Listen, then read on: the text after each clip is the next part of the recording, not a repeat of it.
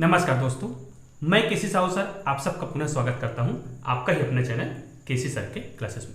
आइए दोस्तों, आज हम जिस विषय पर चर्चा करेंगे वो बहुत ही महत्वपूर्ण होता है। जी हां, आज हम एसिड बेस पर चर्चा करेंगे। अम्ल और क्षार होता क्या है। दोस्तों, आप लोग को पता होगा कि जब शुरुआत में अम्ल और क्षार का जब खोज हुआ था तो पहले कोई सिद्धांत नहीं था, है ना। तो पहले कैसे जानते रहे होंगे कि ये अम्ल है और ये क्षार है। आज भी किसी बच्चे को पूछ दो ना कि मिर्ची है ना, ये मिर्ची आप लोग जानते होंगे कि मिर्ची अम्ल है क्षार है, तो बच्चे पूरा कंफ्यूज रहते हैं।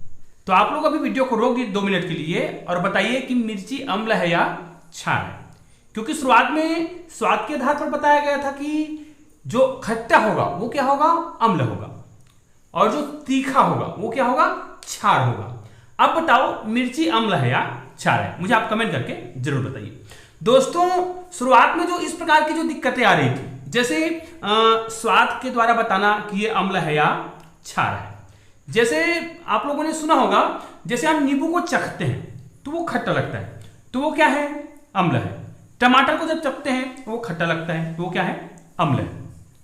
तो क्या हम सारी चीजों को ऐसे चख चख के बताएंगे कि ये अम्ल है या क्षार है? नहीं। तो फिर कुछ सिद्धांतों की आवश्यकता हुई होगी, है ना। तो फिर एक लिटमस टेस्ट आया। लिटमस पेपर जो होता है, जैसे नीला लिटमस पेपर होता है और एक लाल लिटमस पेपर होता है। यदि नीला लिटमस पेपर को लाल कर दे कोई भी केमिकल या कोई भी पदार्थ, उनके रस को यदि हम किस में डालें, नीला लिटमस पेपर में डालें, और यदि उसको लाल कर देता है तब वो क्या होता है, अम्ल होता है। लेकिन यदि किसी पदार्थ को, यदि उसकी विलयन को, है ना, कुछ बूंद यदि उसमें हम डालें, यदि हम लाल लिटमस पेपर में डालें और लाल लिटमस पेपर को यदि वो क्या कर दे, नीला कर दे, तब वो क्या होता है, क्षार होता है। तो इस प्रकार हम अम्ल और क्षार की परिभाषा कर सकते हैं, मतलब पहचान सकते हैं कि ये अम्ल है और ये क्या है, क्षार है। लेकिन क्या सभी चीजों का ऐसा पहचान कर सकते हैं? भाई खतरनाक जो एसिड होते हैं, है ना, एसिड, क्या H2SO4 को आप ऐसे चख के बताओगे? HCl को क्या आप चख के बताओगे कि ये अम्ल और क्षार है? नहीं। तो फिर कुछ सिद्धांतों की आवश्यकता होगी। लिटमस पेपर के द्वारा किया गया, उसके अलावा बहुत सारे सिद्धांत दिए गए कि कौन से पदार्थ अम्ल होगा और क्षार होगा। तो इसके बारे में अर्नियस नामक वैज्ञानिक ने सिद्धांत दिया था 1884। ये क्या कहलाता है, अर्नियस सिद्धांत कहलाता है। इसके आधार पर अम्ल और क्षार को बहुत ही आसानी से पहचाना जा सकता है। दोस्तों, पुराने जो सिद्धांत होते हैं वो इसका अम्ल और क्षार पहचानने का, वो केवल स्वाद के आधार पर था। आप लोगों को मैं एक बहुत अच्छा कहानी बताना चाहूंगा कि आप लोग साइनाइड का नाम सुने होंगे, है ना, साइनाइड। ये जो साइनाइड होता है वो बहुत ही खतरनाक जहर होता है। आप लोगों ने फिल्मों में देखा होगा, है ना, कि कोई विलेन को जब मरना होता है, कोई, है ना, खलनायक जो होता है मरना होता है, तो लॉकेट निकालता है, लॉकेट से कुछ चखता है और तुरंत उनका डेथ हो जाता है, मतलब वो तुरंत ही मर जाता है। तो वो क्या चीज ऐसा खाता होगा, तो वो साइनाइड को खाता है ना। अक्सर नक्सलाइट लोग को देखे होंगे, अक्सर कुछ दिखाता है फिल्मों में, तो वो साइनाइड को खाता है। साइनाइड क्या करता है, तुरंत ही आदमी को मार देता है, मतलब 3 से 4 सेकंड में आदमी का प्राण छोड़ जाता है, ठीक है। तो एक ना आदमी था, वो बहुत सनकी था, है ना। अब सर्किट कहा जाए, अब सर्किट फिल्मी वाला सर्किट नहीं बोल रहा हूं ना, वो मीटर वाला सर्किट बोल रहा हूं, मतलब सनकी था वो। तो वो क्या था, वो ये जानना चाह रहा था कि ये साइनाइड जो है इसका स्वाद कैसे होता है। अब सोच के देखो, अरे भाई साइनाइड इतना खतरनाक है तो उनके स्वाद को कौन जानेगा, कौन बताएगा कि इनका स्वाद कैसे होता है। अब जो स्वाद को बताएगा वो उसको तो प्राण जाएगा ही जाएगा, है ना। तो क्या किया उसने, ठान लिया कि मुझे साइनाइड का स्वाद बताना है। तो उसने क्या किया, पेन पकड़ा, अपने पास कॉपी रखा और साइनाइड पकड़ा, और क्या किया उसने, साइनाइड को तुरंत चखा और कॉपी में नोट किया और गया हो गया, ठीक है, समझ गए ना, मतलब वो मर गया। क्यों भैया, साइनाइड इतना खतरनाक है कि उनको आप चखोगे तो मरोगे कि बचोगे। तो उसने फिर कॉपी में लिखा, क्या लिखा, कि साइनाइड तीक्ष्ण होता है, बस, और मर गया, क्योंकि उसके पास टाइम ही नहीं है कि और कुछ बता पाता। तो ऐसे सनकी लोग होते हैं। तो दोस्तों, इसी प्रकार अम्ल और क्षार की पहचान करने में भी स्वाद के द्वारा नहीं करना है, इसलिए कुछ सिद्धांत दिया गया। तो बहुत सारे सिद्धांत हैं, जिसमें से कुछ सिद्धांत जिसके बारे में आज हम चर्चा करेंगे वो होता है अर्नियस सिद्धांत। ये 1884 में दिया गया। तो दोस्तों, आइए हम अर्नियस सिद्धांत के बारे में जानते हैं। और दोस्तों, यदि आपने हमारे चैनल को अभी तक सब्सक्राइब नहीं किया है तो प्लीज सब्सक्राइब कर दीजिएगा और बेल आइकन को प्रेस करके ऑल को टच कर दीजिएगा ताकि इसी प्रकार के एजुकेशनल वीडियो का नोटिफिकेशन आपको मिलता रहे। आइए दोस्तों देखते हैं ये आर्नियस सिद्धांत क्या है। आर्नियस सिद्धांत जली विलयनों के लिए था। ध्यान दीजिएगा, बहुत सावधानी से सुनिएगा। जली विलयन मतलब इसको हमें जल में ही घोलना है, तभी हम आर्नियस सिद्धांत को लागू कर सकते हैं। अजली विलयनों के लिए यह लागू नहीं होता है। ठीक है, तो आर्नियस ने शुरुआत में सिद्धांत दिया। तो अम्ल किसे कहेंगे? ध्यान से सुनना, बहुत सरल है। जब हम किसी पदार्थ को यदि हम जल में घोलें और जल में घोलने के बाद यदि वो H+ आयन दे, हाइड्रोजन आयन दे, तब वो क्या कहलाएगा? अम्ल कहलाएगा, है ना। और वो जो हाइड्रोजन प्लस आयन है वो जल में जल योजित होकर हाइड्रोनियम आयन H3O+ के रूप में मौजूद रहे, तब हम क्या कहेंगे कि वो क्या है? अम्ल है। देखो, जो जल में विलय होकर हाइड्रोजन प्लस आयन देता है और वो जो H+ जो बना है वो क्या करेगा? वो जल में घुलेगा और घुल के क्या देता है? इसको क्या बोलते हैं? हाइड्रोनियम आयन H3+O आयन अगर देता है तब हम कहते हैं कि वो क्या है? अम्ल है। उदाहरण के लिए मैं कुछ अम्ल के उदाहरण बताता हूं। जैसे HCl को हमें जल में ही घोलना है, ये ध्यान देना है। ठीक है, अब देखिए ये क्या है? HCl है। अब इनको हम अम्ल कब बोलेंगे? यदि ये H+ देता है तो देखिए ध्यान से, बहुत सरल है। यहां पर ये तो पता है कि यदि हम इनको अम्ल मानना है, अगर ये H+ देता है, H+ देने का मतलब इनसे हमें H+ मिलना चाहिए। तो देखो यहां से क्या होगा? ये H+ यदि यहां से निकलता है, ध्यान दीजिए, H+ निकलता है तो Cl- भी होना चाहिए। तो यहां से H+ निकाल के इसमें आ जाता है। ठीक है, तो H+ को किसने त्यागा? क्लोरीन ने, तभी तो इसमें माइनस आयन है। तो H+ निकाल के किसमें आ गया? H3, इसमें ये हो जाएगा H3O+ आयन। तो इसने जल ने H+ आयन को लिया, मतलब H+ जो यहां पे लिखा ना, H+ आयन जल विलयन में जल योजित होकर H3+O आयन के रूप में मौजूद रहता है। देखो यहां पर जल में ये विलय हो गया ना H+ आयन जो है, और यहां पर क्या बच जाएगा? Chlorine ion. अब बताओ, हमने अभी जस्ट बताया है, ऊपर भी लिखा हुआ है, जो H+ देता है, तो H+ को किसने दिया? HCl ने H+ दिया इसको, तो वो इसमें घुल गया और ये हाइड्रोनियम आयन के रूप में मौजूद रहता है। तो इस प्रकार ये जो दिख रहा है ये क्या हो गया? अम्ल हो गया। ठीक है, अब ध्यान देते हैं क्षार किसे कहते हैं। क्षार वे पदार्थ होते हैं जब हम उसको जल में घोलते हैं तब उसमें जो OH- आयन देने की क्षमता होगी, तभी वो क्या कहलाएगा? क्षार कहलाएगा। ये देखिए इसमें स्पष्ट लिखा हुआ है क्षार, मतलब बेस किसे कहेंगे? ये जो बेस होता है और ये एसिड होता है, ध्यान दीजिएगा, ये एसिड होता है। बेस किसे कहेंगे? जल में विलय होकर हाइड्रोक्सिल आयन देता है।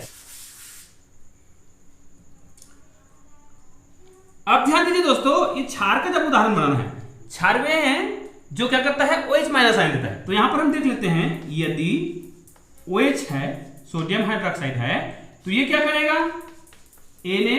Na+ आयन और OH- आयन।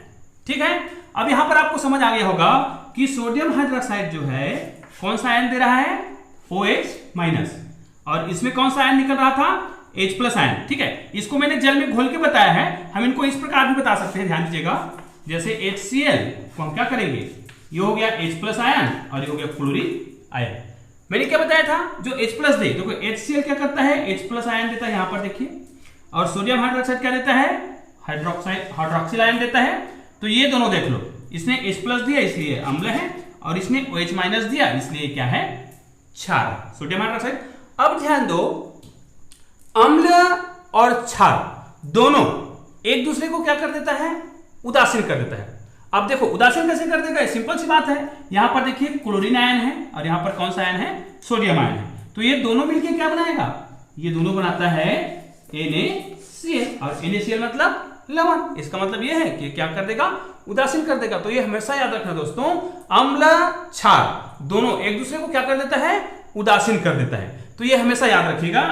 अब ध्यान दीजिए दोस्तों, चूंकि हम इनको केवल किसके लिए लागू कर सकते हैं? ये केवल जली विलयनों के लिए लागू होता है। अब यदि हम इनको अजली विलयनों के लिए, मतलब यदि हम इसको कोई ऐसा विलयन ले जिसको जल में न घोल करके किसी अन्य चीज में घोले, तब वो अम्ल होगा कि क्षार होगा, ये भी बताना है। तो इसके लिए हमें क्या करना पड़ेगा? तो देखिए कुछ ऐसे उदाहरण हैं, आइए हम उस उदाहरण के बारे में चर्चा करते हैं, फिर आपको क्लियर हो जाएगा। तो ये देखते हैं। आइए दोस्तों कुछ और बहुत ही महत्वपूर्ण उदाहरण देखते हैं जिसके माध्यम से आपको पूरा समझ आ जाएगा। जैसे सोडामाइड, ये होता है, इनको यदि हम द्रव अमोनिया में घोले, ध्यान दीजिए अब हम इसको जल में नहीं घोल रहे हैं, मतलब यदि हम इसका कोई अजलीय विलयन ले, अभी हमने जलीय विलयन के लिए लिया क्योंकि आर्नियस ने जो सिद्धांत दिया था वो जलीय विलयन के लिए था, तो यदि उसको हम अजलीय विलयन ले, जैसे सोडामाइड को किसमें घोले, द्रव अमोनिया में घोले, तब वो किसके समान व्यवहार करता है, प्रबल क्षार के समान व्यवहार करता है। ध्यान दीजिएगा, बहुत सरलता से आपको समझा रहा हूं। यदि ये प्रबल क्षार है, अब यदि क्षार है तो क्या देना चाहिए बताओ, अब भी मैंने बताया था आर्नियस के आधार पर, यदि वो OH माइनस आयन देता है तब वो क्या कहलाएगा, क्षार कहलाएगा। लेकिन ध्यान दीजिए दोस्तों, सोडामाइड को जब हम द्रव अमोनिया में घोलते हैं तो वो क्षार के समान व्यवहार तो करता है, लेकिन ये जो है OH माइनस आयन नहीं देता है। इसका मतलब ये तो उनके सिद्धांत के विपरीत हो गया, क्योंकि क्षार है भी और OH माइनस आयन बिल्कुल भी नहीं देता है। दूसरा बात, ये जो है देखो अम्ल को उदासीन भी करता है, उदासीन तो करता है, इसका मतलब क्या है, अगर ये अम्ल को उदासीन कर रहा है तब भी ये क्षार है, मतलब ये क्षार है, ये तो क्लियर हो गया। लेकिन ये स्पष्ट नहीं हो पा रहा है, यदि ये क्षार है तो ये जो है OH माइनस आयन क्यों नहीं देता। तो ध्यान दीजिए ये कौन सा विलयन है, ये अजलीय विलयन है, जलीय विलयन नहीं है, ध्यान दीजिएगा, अजलीय विलयन, ये विशेष रूप से याद रखिएगा, क्योंकि आर्नियस का जो सिद्धांत है वो जलीय विलयनों के लिए लागू होता है, अजलीय विलयनों के लिए लागू नहीं होता है। अब ध्यान दीजिए, जब ये क्या करता है, द्रव अमोनिया के साथ प्रबल क्षार के रूप में व्यवहार करता है, तो ये सामान्यतः जो है क्या नहीं करता है, OH माइनस आयन को नहीं देता है, ये हमेशा याद रखिएगा, ठीक है। अब ये भी ध्यान दीजिएगा, इनको जब हम प्रैक्टिकल करते हैं, इस मोस्ट टाइम पे मैंने इसको स्टार कर रखा है, ये बहुत ही महत्वपूर्ण है। फिनाप्थेलिन का नाम आपने सुना होगा, अपने स्कूल के प्रैक्टिकल में देखे होंगे, जब हम प्रैक्टिकल करते हैं, टाइट्रेशन अनुमापन जब करते हैं तो फिनाप्थेलिन डालते हैं, 2 बूंद डालते हैं, जिससे जब हम प्रैक्टिकल करते हैं तो वो हल्का गुलाबी रंग आता है। तो इसमें लिखा हुआ है फिनाप्थेलिन के साथ जब इनको प्रैक्टिकल करा जाता है तो ये गुलाबी रंग भी देता है, तो ये भी सिद्ध हो गया। तो इसका मतलब यही, क्षार तो है लेकिन ये OH माइनस आयन नहीं देता है, जो आर्नियस सिद्धांत क्या है, विपरीत है। तो इस प्रकार आप लोग याद रख लीजिएगा, ये क्षार तो है लेकिन ये OH माइनस आयन नहीं देता है। मैंने यहां भी लिख दिया है, यहां भी लिख दिया है कि ये OH माइनस आयन नहीं देगा, तो ये हमारे आर्नियस सिद्धांत के विपरीत होगा। दूसरा, HCl क्या है, HCl एक अम्ल है, और अम्ल में क्या खासियत होती है, वो H प्लस आयन देता है। लेकिन HCl का जो गैसीय रूप है, ये देखो HCl का गैसीय रूप वो भी अम्ल ही होता है, लेकिन ध्यान दीजिए HCl जो गैसीय रूप में जब रहता है तो वो H प्लस आयन नहीं देता। अब ध्यान दीजिए, जो H प्लस आयन नहीं देता उसको अम्ल नहीं होना चाहिए। किसने कहा था, ये आर्नियस ने कहा था। लेकिन HCl जो है अगर वो गैसीय अवस्था में है और वो यदि H प्लस आयन नहीं देता है तब भी वो क्या है, अम्ल ही होता है। तो इसको भी आप लोग ध्यान दीजिएगा, HCl गैसीय अवस्था में अम्ल तो होता है लेकिन वो H प्लस आयन नहीं देता है। तो ध्यान दीजिएगा दोस्तों, आर्नियस सिद्धांत जो है सारे पदार्थों को अम्ल है या क्षार है बताने में समर्थ नहीं था, मतलब कुछ पदार्थों के गुण को बताने में वो क्या था, असमर्थ था। फिर आगे चल के फिर और नए वैज्ञानिक आए, उसने फिर नया सिद्धांत दिया, है ना। तो इसके बाद कौन सा वैज्ञानिक आया, उसने कहा कुछ पदार्थों को अम्ल है या क्षार है बताने में जो आर्नियस सिद्धांत नहीं बता पा रहा था, उसके लिए नया नियम आया। तो इस नियम को कहते हैं बोल्स्टन-फ्लोरी सिद्धांत। तो दोस्तों अगले वीडियो में हम बोल्स्टन-फ्लोरी सिद्धांत के बारे में बहुत ही सरल तरीके से पढ़ेंगे। तो आज का वीडियो इतना ही। तो दोस्तों आज का वीडियो आपको कैसा लगा मुझे कमेंट करके अवश्य बताइएगा, और इस वीडियो को अधिक से अधिक लोगों तक शेयर भी कीजिएगा। धन्यवाद दोस्तों।